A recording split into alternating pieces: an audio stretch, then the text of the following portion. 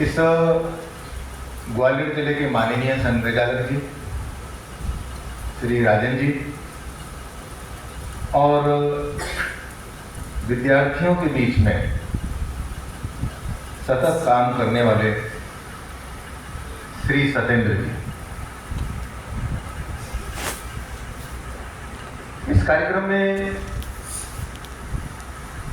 जिनकी उपस्थिति है ऐसे हमारे वरिष्ठ कार्यकर्ता बंधु और महाविद्यालय विद्यार्थी, जैसा कि विषय का प्रारंभ हुआ है कि हमारे मुख्य अतिथि जी ने बताया कि दुनिया में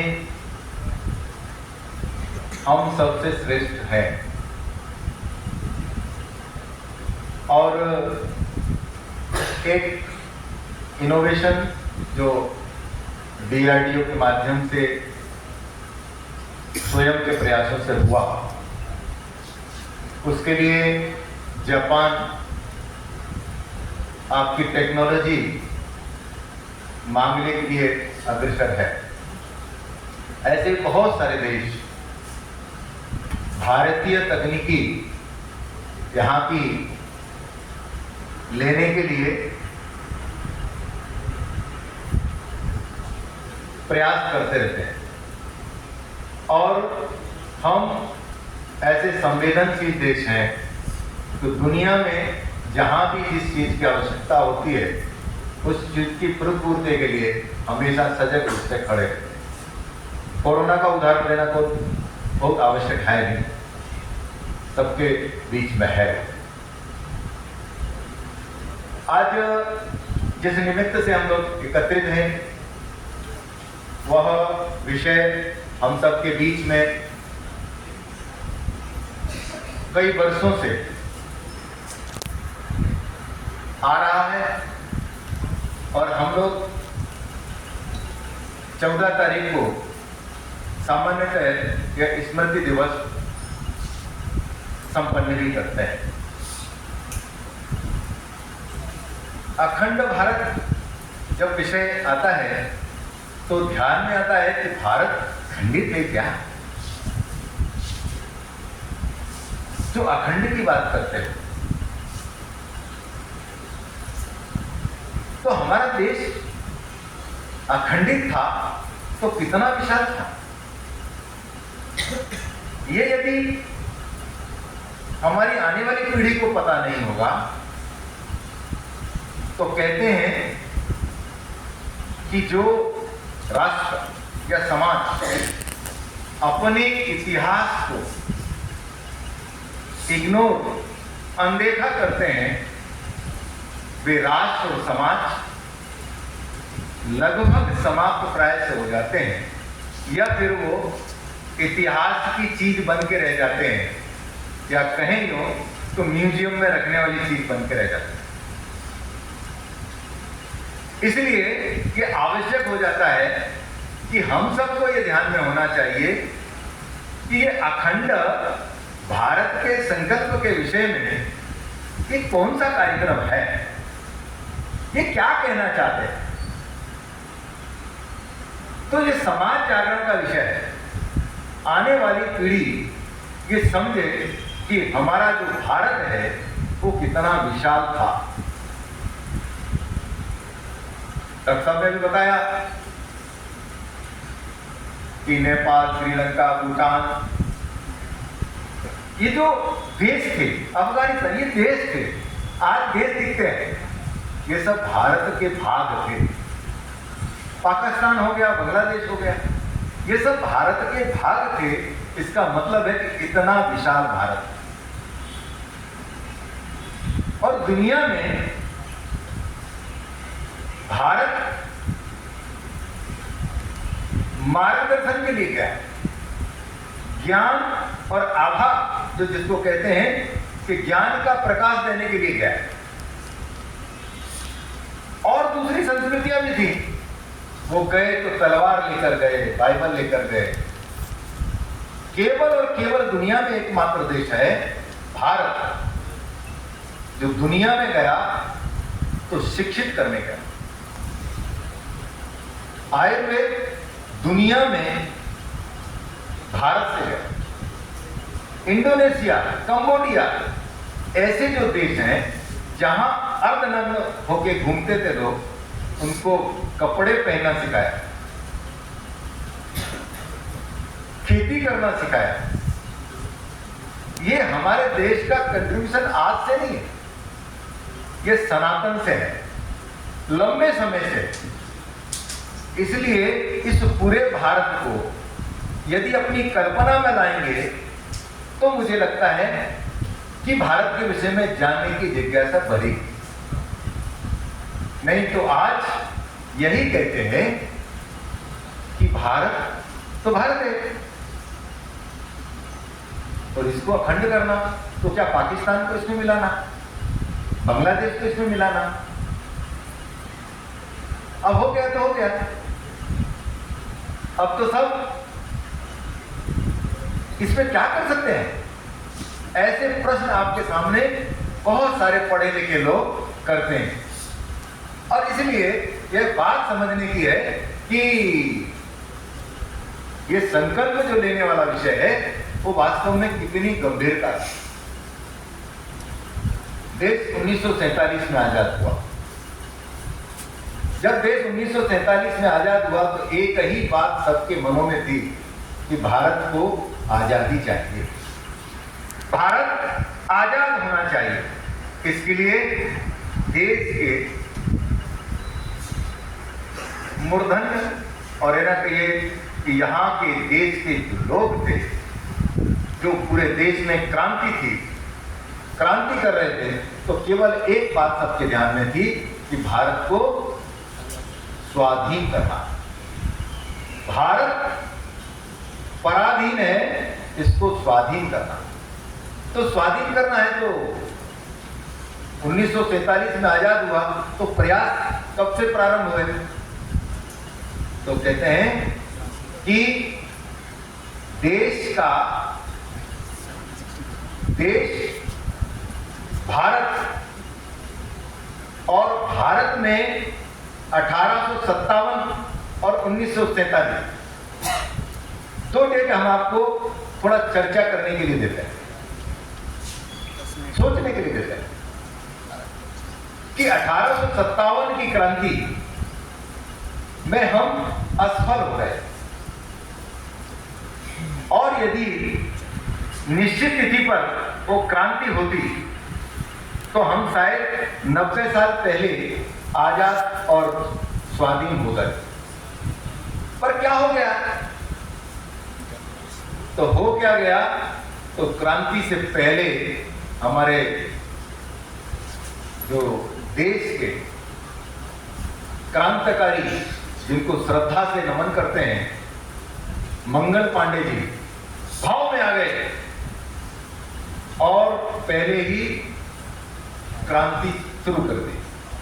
अंग्रेज सजग हो गए, क्रांति दमन के साथ क्रांति को समाप्त कर दिया।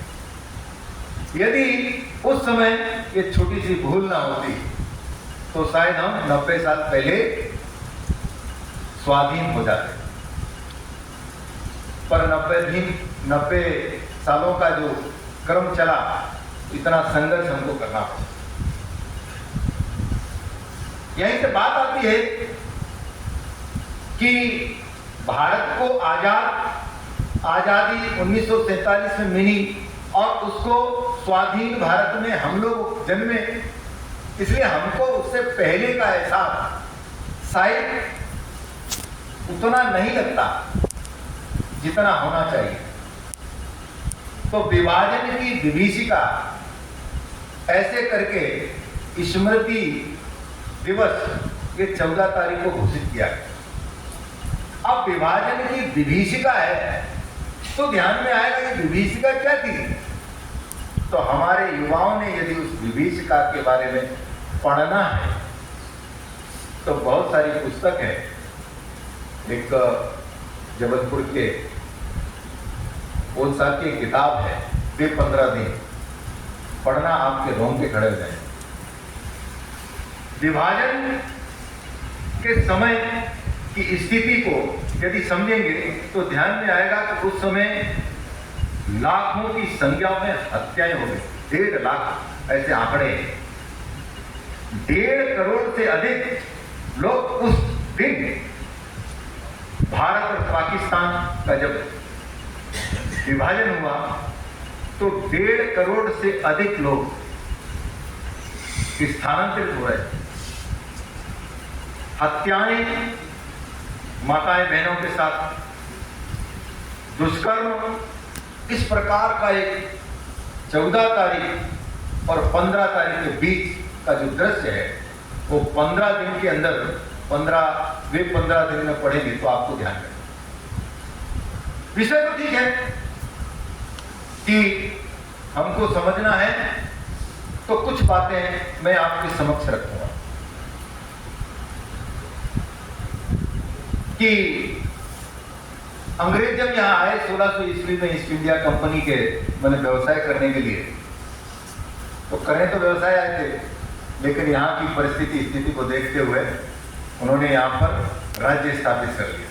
ठीक है, इससे पहले मुगलों का, उससे पहले और आने वाले आक्रांताओं का, इस प्रकार का देश पर संघर्षरत देश ये भारत रहा। और इस सब के पीछे जो हमारी देश की स्थिति थी, उस परिस्थिति को, उस भूल को हमको आज समझाने का अवसर प्राप्त हुआ है, तो मैं कोशिश करूंगा कि आपको वो सारी बातें बता सकूं।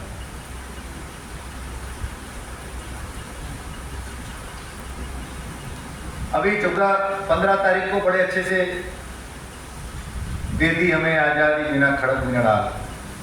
गांधी जी के बड़े चाटुकार रहे हुए, उन्होंने बिना इसके बता दिया कि इस देश को आजादी जो है बिना खड़क और ढाल के हो गया।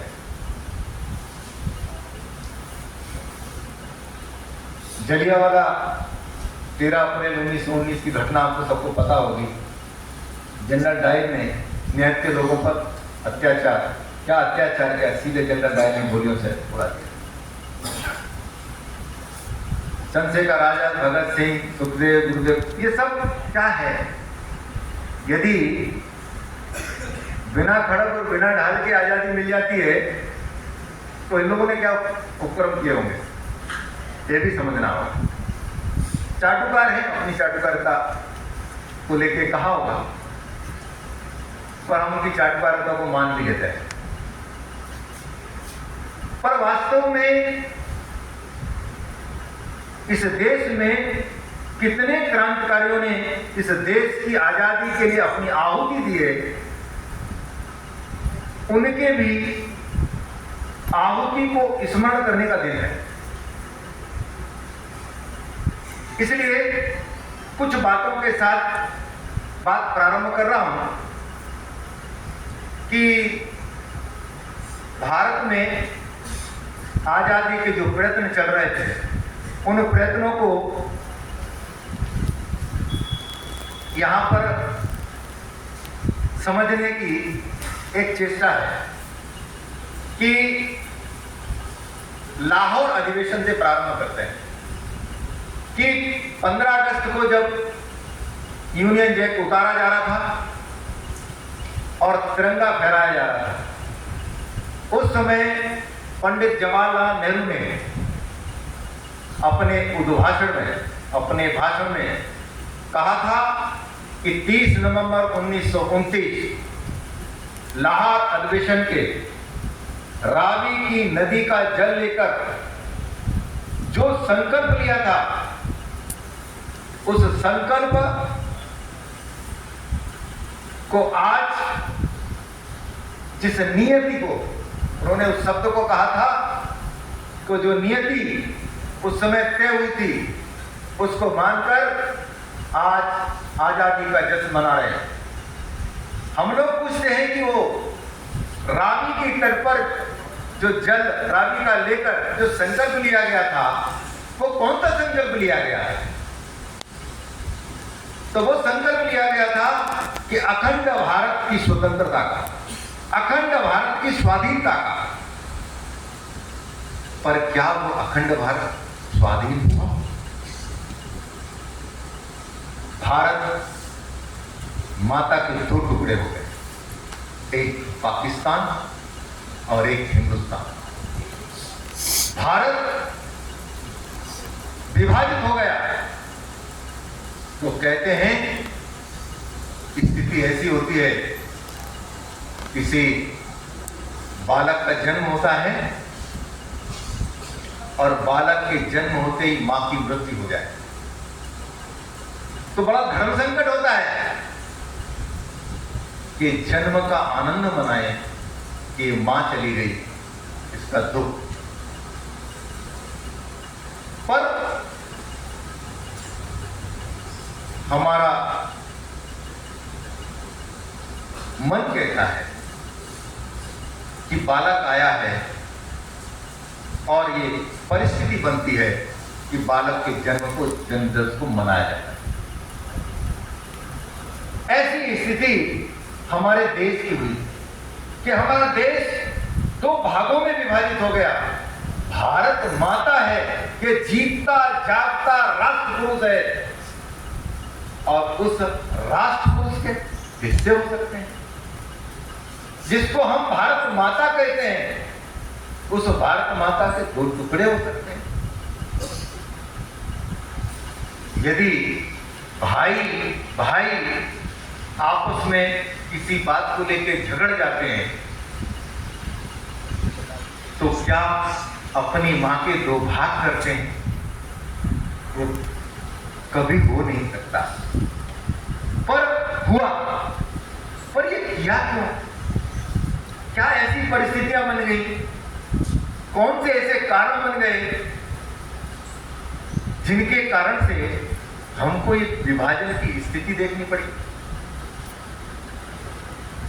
तो ध्यान में आएगा कि कुछ समय का विश्लेषण करना पड़ता है, और उसको कहते हैं वस्तुनिष्ठ विश्लेषण। ये वस्तुनिष्ठ विश्लेषण क्या होता है? तो वस्तुनिष्ठ विश्लेषण, कोई भी महापुरुष है, जो महापुरुष है उसके जीवन का जो योगदान है, कोई एक दो घटनाओं के माध्यम से उसके योगदान को भूला नहीं जा सकता। यदि उसके योगदान को एक दो घटनाओं से भूला नहीं जा सकता, लेकिन ये जो दो भूले हैं, एक जो जीवन की दो घटनाएं हैं, जो घटनाएं भूल का कारण है, तो उनको बताना तो आवश्यक है। तो उनके बारे में हमारी श्रद्धा कम हो जाएगी क्या? जैसे हमारे मंगल पांडे की घटना मैंने बताई, तो मंगल पांडे ने पहले तिथि से पहले क्रांति प्रारंभ कर दी, तो क्या उनका सम्मान कम हो जाएगा क्या? नहीं होगा। मंगल पांडे की आहुति आजीवन हम भारत स्मृत करेगा और वो स्मृत करता रहे। तो जिन लोगों ने ऐसी भूलें की हैं, उन भूलों को यदि नहीं किया जाता तो शायद हम आज विभाजन नहीं होते। तो घटना प्रारंभ करते हैं पहले विभाजन की घटना से। वैसे तो पुरातन इतिहास की बात करेंगे तो शायद आपको ऐसा लगेगा भाई साहब ये तो आप इतिहास की पुरानी घटना बताने लगे। आप सबको पता होगा हस्तिनापुर और इंद्रप्रस्थ महाभारत काल में दो विभाजित हुए और युद्ध हुआ। उन्होंने कहा इंद्रप्रस्थ को हस्तिनापुर के राजाओं ने, अब बहुत कहानी बड़ी हो जाएगी, उन्होंने कुटिलता से इंद्रप्रस्थ को हथिया लिया और एक सुई की नोक के बराबर भी जमीन देने के लिए तैयार नहीं। ऐसी स्थिति में क्या हुआ? महाभारत। और महाभारत होने के बाद क्या हुआ? वो खंडित भारत, विभाजित भारत क्या हुआ? एक हुआ। और ये पुरानी घटना है, लेकिन उस पुरानी घटना को घटना, दुर्घटना, जो भी आप माने, लेकिन जो आपके आंखों के सामने हुआ वह दृश्य है 1905 का। 1905 में लॉर्ड कर्जन ने एक योजना बनाई। पूरे भारत के अंदर संघर्ष चल रहा था, आजादी का मानस बना हुआ था, अंग्रेज परेशान थे, क्या करें कैसे करें, और इसलिए इस पूरे देश में चलने वाले संघर्ष में पहली बात तो उन्होंने 1889 में की। उन्होंने उसमें क्या किया, उन्होंने कहा कि पूरे देश के अंदर जो आंदोलन होते हैं, 1857 का आंदोलन हुआ, पता नहीं लग पाया और क्रांति हो गई, और ये क्रांति पहले पता लग गई इसलिए इसको कुचल दिया गया, अदरवाइज तो ये अभी आजाद हो जाते। तो उन्होंने उसी समय एक योजना के तहत कलेक्टर इटावा था, A.O. हुनु, उसको कांग्रेस का स्थापना वो का जनक बोलते हैं, उसने कांग्रेस की स्थापना की। और कांग्रेस की स्थापना क्यों की गई थी? तो कांग्रेस की स्थापना इसलिए की गई थी कि कुछ जो प्रबुद्ध जन, जो उस समय के तत्कालीन नेतृत्व था, उन सबको मना मनु के कुछ लोगों, बौद्धिक जिनके जन थे, उन सब लोगों को बुला के एक कमेटी, जिसको कहते हैं संस्था बना दी, उसका नाम रखा कांग्रेस। और कांग्रेस का काम क्या था? तो कांग्रेस का काम था कि ये A.O. उनके माध्यम से पता लगा लेता था कि देश में कहां पर कौन कौन से संघर्ष, कौन कौन से आंदोलन किस प्रकार के चलने वाले। उस आंदोलन की हवा निकालने के लिए उसने कांग्रेस की स्थापना की। आप इतिहास के पन्नों को पढ़ोगे तो ध्यान में आएगा, और इसलिए इतिहासकार कहते हैं वो सेफ्टी वॉल्व का काम करती थी। सेफ्टी वॉल्व का काम क्या था कि आंदोलन जैसे ही चरम पर आता था तो बॉल, जैसे प्रेशर कुकर में प्रेशर ज्यादा आता है तो प्रेशर ऊपर निकल जाता है, माता बहनें समझ जाती हैं अब 1-2 सीटी हो गई है, खाना पक गया है, वो तो पकने ही नहीं देता था। इस प्रकार की संस्था, तो कांग्रेस की नींव जो आजकल आप सब देखते हैं ना टीवी के अंदर, ये कांग्रेस वाले, ये कांग्रेस की स्थापना का मूल ये था। और फिर 1905 के अंदर बंग भंग, उन्होंने कहा बंगाल के अंदर क्रांतिकारियों का समूह था, आंदोलनकारी सब बंगाल के अंदर थे। पूरे देश में जब आंदोलन होता था तो कहां से प्रारंभ होता था? बंगाल के अंदर। तो अंग्रेज परेशान थे, अंग्रेजों ने सोचा कि क्या किया जाए, तो उन्होंने एक योजना बनाई कि बंगाल को 2 भागों में विभाजित किया जाए, एक पूर्वी पाकिस्तान हो, पूर्वी बंगाल, और एक पश्चिमी बंगाल। अब उन्होंने कहा कि ये विभाजन का विषय क्या है? तो कहा गया कि प्रशासकीय व्यवस्था के अंतर्गत इसको करना है। लोगों को मालूम हो गया कि ये इनकी चाल है, और ये इस देश के आंदोलन क्रांतिकारियों को तोड़ना चाहते हैं। इसलिए उन्होंने वहां पर बंकिम चंद्र चट्टोपाध्याय जी, जिन्होंने गीत दिया था वंदे मातरम, वो युवाओं के रगों में इस प्रकार से फैला हुआ था कि एक झनकार जिसको कहते हैं, एक करंट जो कहते हैं, वो युवाओं के बीच में वो वंदे मातरम पैदा करता था। और इसलिए वहां 1925 में उनकी योजना को सफल नहीं हो सके, इसलिए पूरे देश में आंदोलन प्रारंभ हो गए। कहते हैं कि उन्होंने लगा कि ये तो सारे देश में आंदोलन हो गया है, कुछ हो नहीं सकता। तो वहां का एक नवाब था ढाका का, समीमुल्लाह, उस समीमुल्लाह को अंग्रेज लोग गए मनाने के लिए। समीमुल्लाह क्या बोलता था मालूम है?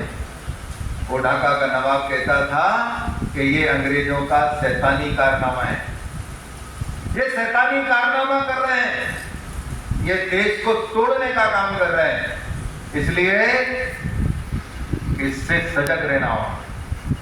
पर अंग्रेज समझ गए बात को, पर अंग्रेजों ने वहां जाकर समीमुल्लाह को अपने ओर करने के लिए प्रलोभन प्रारंभ किए और कहते हैं कि 1 लाख पाउंड की राशि उसको बिना ब्याज के और न्यूनतम ब्याज पर उसको दे दी, उसको अपनी ओर कर लिया। और वहां के जो मुस्लिम्स, जो उस समय के पढ़े लिखे लोग कहते हैं, उस समय के बुद्धिजीवी कहिए मुस्लिम, उन बुद्धिजीवियों को एकत्रित किया। समीमुल्लाह जो शैतानी कारनामा कहता था वो अंग्रेजों के पक्ष में आ गया। और वहीं एक आगा खान साहब, ऐसे आगा खान साहब से मिलके 1905 में घटना घटती है। 1906 में अंग्रेज सजग हो जाते हैं और सजग होकर मुस्लिम लीग की स्थापना होती है। अब मुस्लिम लीग की स्थापना होती है, अध्यक्ष बन जाता आगा खान, समीमुल्लाह उसके सदस्य और कुछ मुसलमानों को लेके मुस्लिम लीग प्रारंभ होता है। अब ये दो वर्ग संघर्ष कराने के लिए मुस्लिम से कहते थे, देखो तुमने इस देश पर तुमने शासन किया है, हम अंग्रेज हैं, आज कर रहे हैं, कल जाएंगे तो तुमको ही देके चले जाएंगे। हिंदुओं से कहते तुम दोनों लोग मिलकर संघर्ष करो, तुम दोनों लोग मांग करो, हम तुमको भारत सौंप के चले जाएंगे।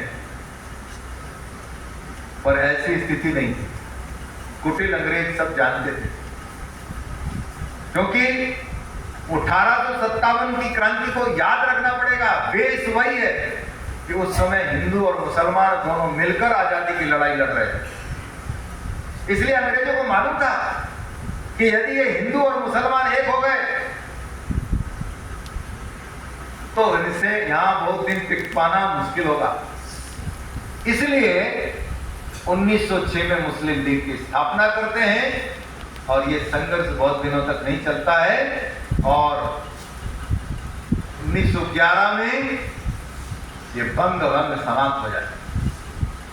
अब उस समय के जो तत्कालीन नेता थे उनको उनकी जिम्मेदारी बढ़ जाती है।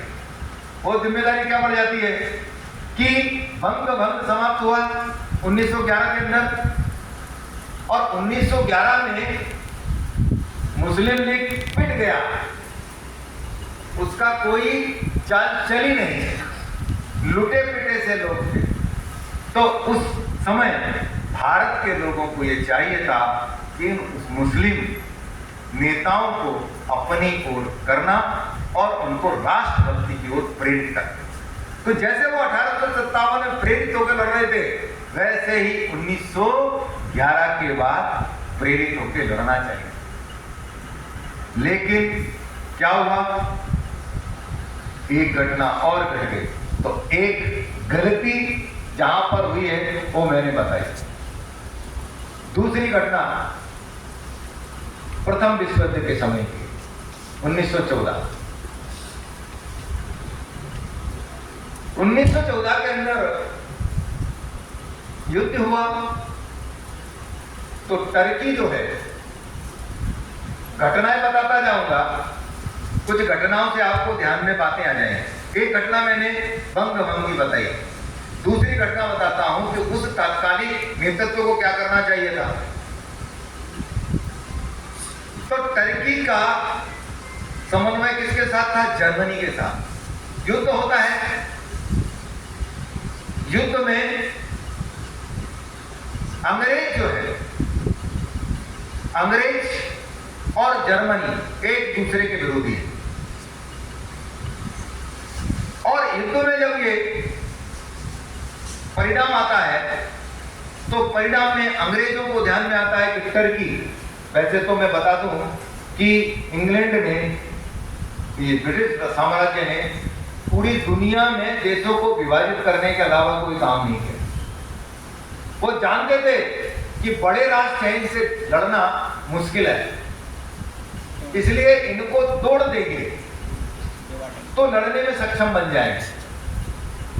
तो जर्मनी के भी दो भाग हुए, पूर्वी जर्मनी और पश्चिमी जर्मनी। तो ये तोड़ने वाला काम ये भारत के अंदर ही नहीं, दुनिया भर में इनकी नियति है। इसलिए उस समय टर्की के अंदर एक नवाब था, उस नवाब को